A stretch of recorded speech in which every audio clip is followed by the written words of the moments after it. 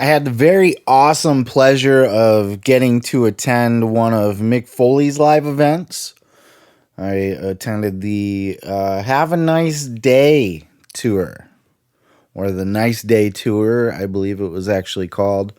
Regardless, fan-fucking-tastic experience. I don't know if any of you, I'm sure some of you have had the chance to go check out Foley live, but if you have not had a chance to see his stand-up, and it comes to you anytime soon or in the near future, anything like that, please go out of your way to check it out. He was fantastic. He was so good. There was it was a small venue, very small venue in my hometown here, and I would say there probably wasn't more than 300 people there. I would say that's a fair estimate. The venue was sold out though. It was a small building. It's the same kind of venue that has a lot of like local bands and rappers and has had some smaller nationally touring acts that come play there as well. There was a local opener, a local comedian that did the opener. He was really funny. They definitely picked a good guy. I don't know who does the scouting or hiring for that. I don't know if they're just ask the venue to book a local act, or I don't know. But he was from the hometown here, but he was very funny. Foley came out right away next. There was no big wait or anything like that. He is a very large man. I was right up close. I was within 10 feet of him. I was in like maybe the third row, fourth row. Seats were set right off the stage. So, I mean, I definitely could have gotten up and went and tried to spear him. I would have failed miserably and gotten my ass kicked and then thrown out. But I could have if I wanted to. And it possibly crossed my mind. In any event, he was a very large man, a very commanding man. He absolutely had a big presence to him. He felt larger than life. He was just there in like this weird Three Faces of Foley overshirt, and then a Cactus Jack shirt, and then a pair of sweatpants and a fanny pack. But I mean, he looked good. He was bigger. He was a very, like I said, a very big man.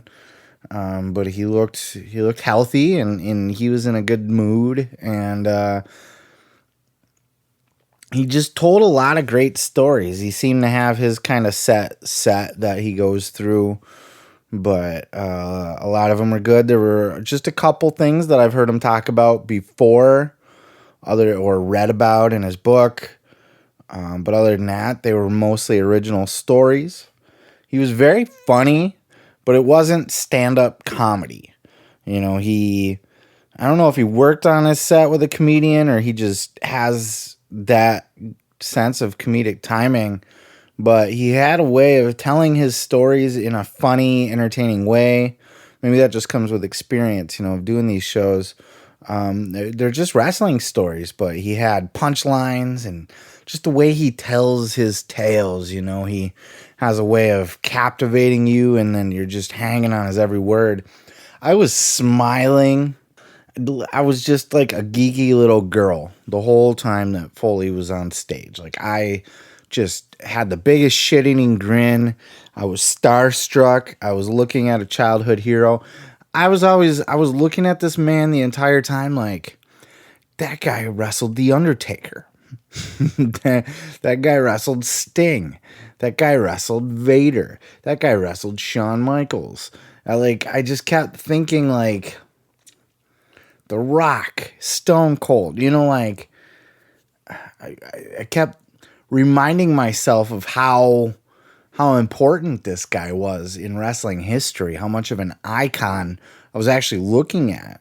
I was close enough to be able to see, if I could see some scars or whatever. His face, he's got wrinkles and stuff too, so it's hard to tell. I mean, it's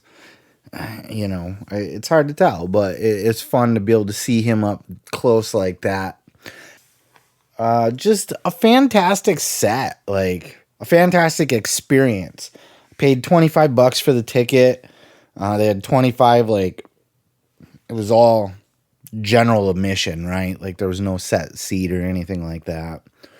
You could do 25 just to get in to see the show, or you could do 50 for the meet and greet. And then I didn't do the meet and greet, of course. I had to work the next day and everything, and it was a late show, so. But people pay the extra $50. They got to meet Mick Foley. And Foley was great. He was very gracious. He did most of, like, half of his set, or half of the show time, I should say, was his set, maybe 3/4, and then the rest was question and answer. There was a lot of stupid fucking questions that were asked, you know, like, who would you rather face, and just, I don't know, weird, like, you get to ask Mick Foley one question, and that's what you're going to ask him. So I kind of rolled my eyes at that a little bit. I tried to ask, especially because I was trying my damnedest to ask a question, but he was squinting a lot, and like, I don't know if just the way the light was shining, like he literally couldn't even see my hand, because he never even looked at me. Like it wasn't like, oh, I see you, but I'm going to look for somebody else to answer.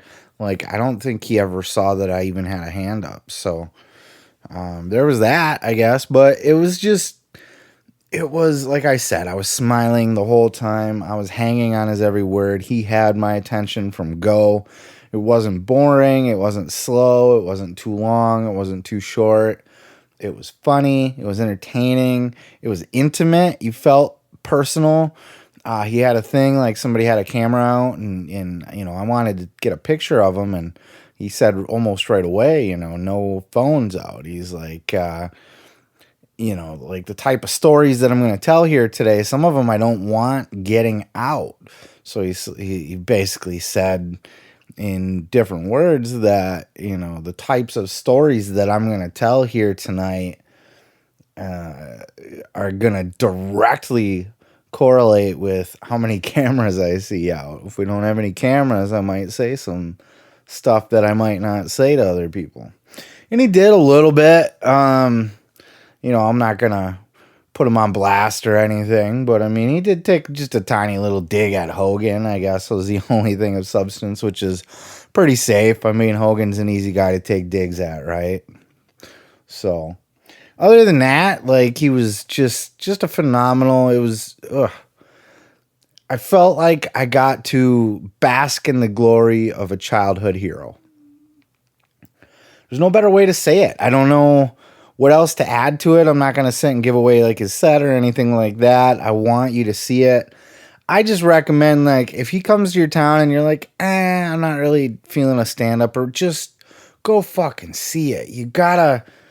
If any of you have ever met Mick Foley, you know, I've had the pleasure of meeting several wrestlers and like rappers and bands and stuff like that in my history, but very rarely have I ever been like starstruck. And I would say, like, even when I had my hand up for my question, like I was nervous, like I was going to mess it up or something. I was just going to open my mouth and my tongue would just tie itself in knots and fall on the floor, you know?